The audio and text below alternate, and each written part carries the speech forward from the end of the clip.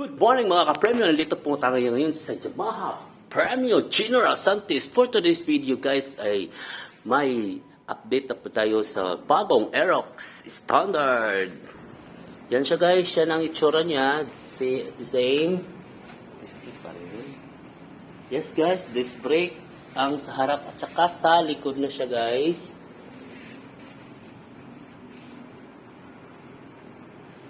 Yes. Ito ang itsura niya. Yan. Oh, nakalabas na ang panel niya at saka yung itong color. Standard po ito guys. Yan. Ang ganda ng color niya. Ito, oo. So, standard po ito. Same pa rin.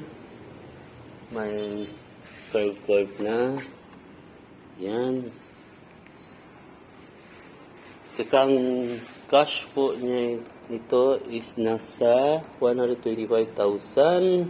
So, SRP based on, ano lang siya guys ha? SRP. So, if ever may discount pa ito. Yung down, kung mag-installment po tayo is nasa 10,900.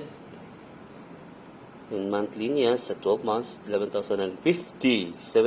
24 months is nasa 7,000, 36 months, 5,380.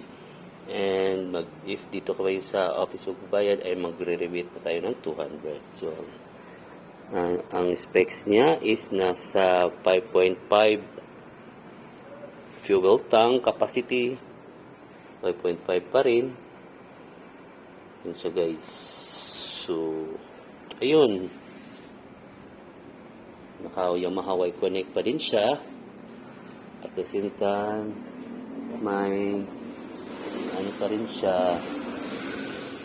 Tawag nito.